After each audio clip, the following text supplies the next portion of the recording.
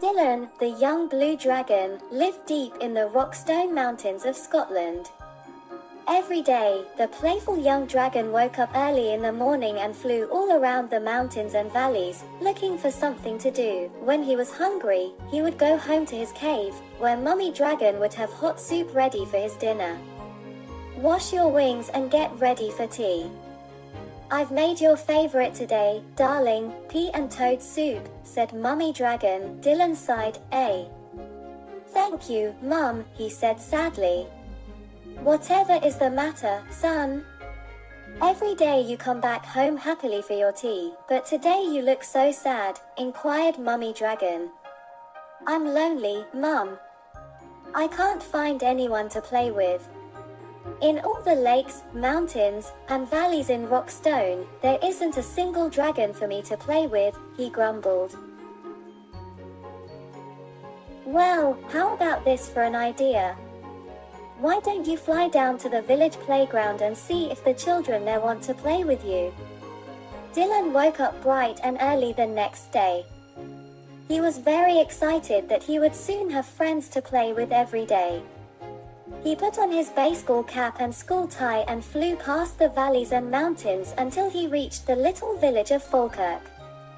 He glided down to a passerby to ask for directions to the children's playground. That way," pointed the quivering man. "Oh, he must be cold," thought Dylan. After all, humans don't breathe fire like dragons, so they must find it very difficult to keep warm. Not long after, Dylan the dragon came in for a swift landing in the center of the playground. The playground was filled with smart young children in bright red and gray uniforms with their school ties. Dylan tugged at his tie and cleared his throat. He felt very well dressed for the occasion. He was about to open his mouth to introduce himself when he suddenly heard, "Roar, run! It's a dragon, he's going to burn us alive," yelled one of the young boys. All the children ran frantically towards the exits and disappeared in no time. Dylan sighed sadly.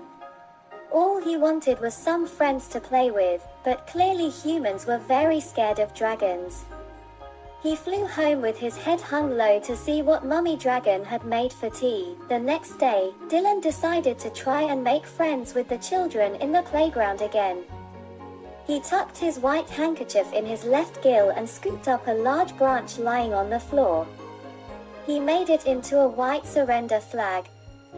He crossed his claws and hoped the children would give him another chance. Down he flew again into the center of the playground with his white surrender flag clenched in his jaw. "I just want to play and be friends," he said softly. "But how will you play with us?" shouted one of the girls. "You're too big for our swings and slides. You won't fit in our roundabout." "Well, why don't I take you all for a ride to the valleys and the mountains of Rockstone?" "Yay!" squealed all the children at once. They climbed onto Dylan's back, and off the children went on a very exciting flight. From that day, Dylan and the playground children were friends, and every day Dylan, the dragon, would take the children on the best playground ride ever.